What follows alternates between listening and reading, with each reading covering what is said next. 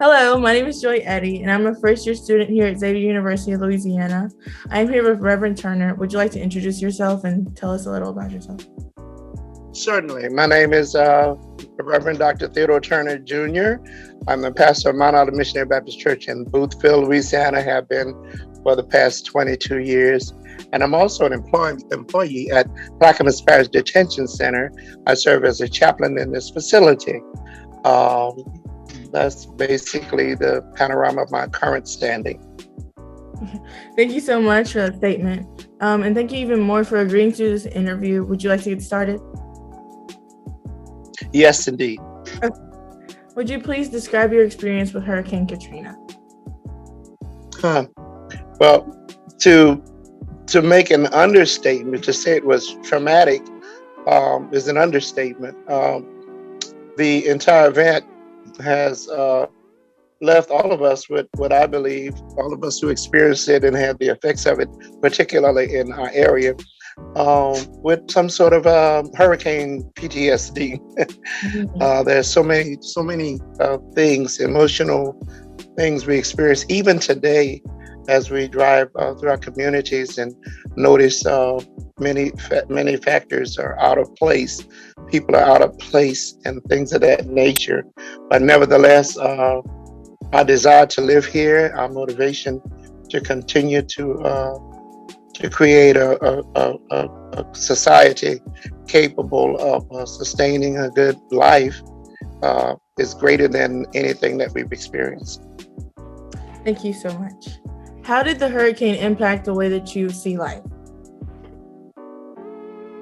Well, certainly, it taught me that there are things that are beyond my control, and therefore I need to have someone in my life who has control of all things.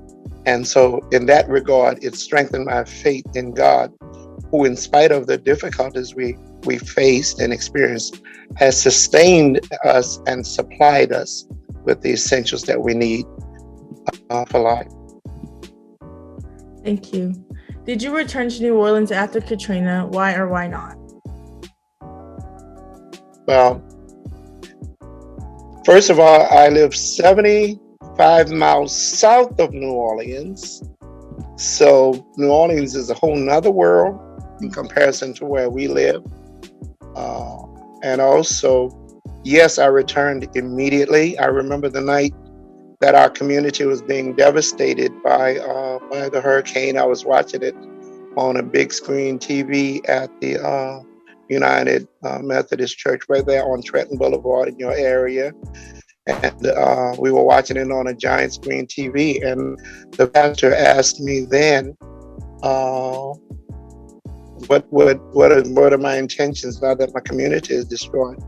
And I said, well, I'm waiting on the winds to die down and the waters to subside so that I can go home. There was never any doubt that I wanted to come back home, and I was going to come back home if the government allowed us to come home. So yes, immediately I wanted to come back home. And it was about 4 to 6 weeks later when we were allowed to get back home, and I was able to see the community and the devastation that we had experienced. Mm-hmm. I know that you stated earlier that the New Orleans area and other communities that were devastated by Katrina never really fully recovered, but do you think it ever will? Well, that's going to be determined by the powers that be.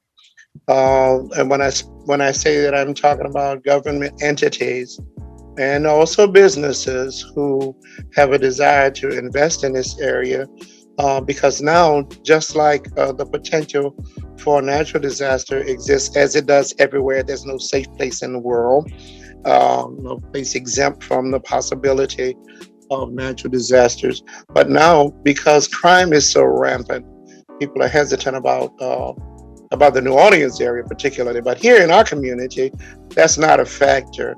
It's just that industry has divested itself of our area, and people who live here are being somewhat inventive in taking advantage of the lay of the land by investing in the natural resources personally and running their businesses with a few businesses we have here themselves.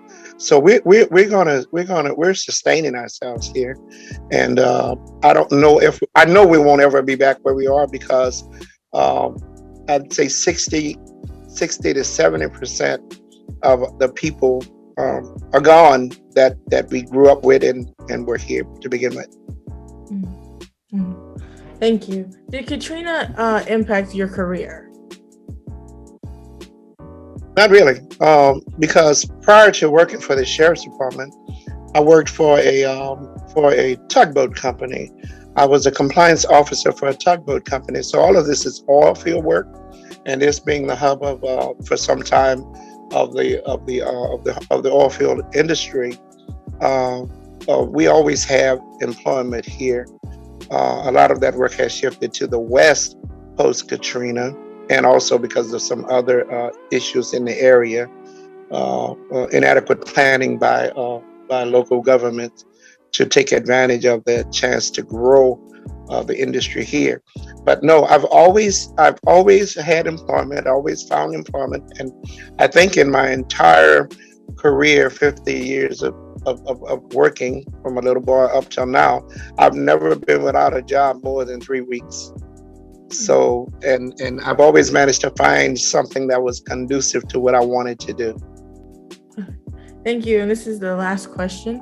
What is the overall message that you want the public to realize about Katrina? That these disasters could happen at any time, at any place.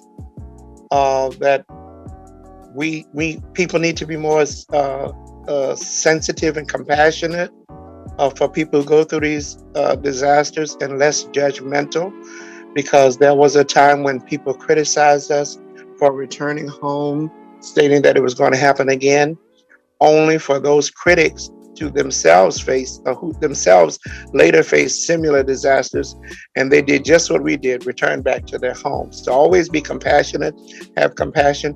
I also found on the flip side of that many people in many areas opened their arms and their purses and aided many people in this area. There were several groups of nonprofits that helped us to recover in our recovery process, for which I was able to work with.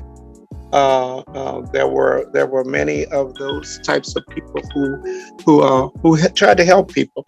So people need to be compassionate more than anything. Continue to be compassionate, and I found that people are, but there are those negative persons who want to dictate to people where to live and how to live, who sometimes can dry up the well of support for people who are in need. We never ask for a handout, and I'm sure you heard this expression before. All we need is a hand up. I'm one of these people who love popular music, and there was an old musician who said it like this: "I don't want nobody to give me nothing. All I need you to do is get out of the way and let me get it myself." And that's how we can make it, you know. Thank you so much. Mm-hmm. Okay. You're quite welcome.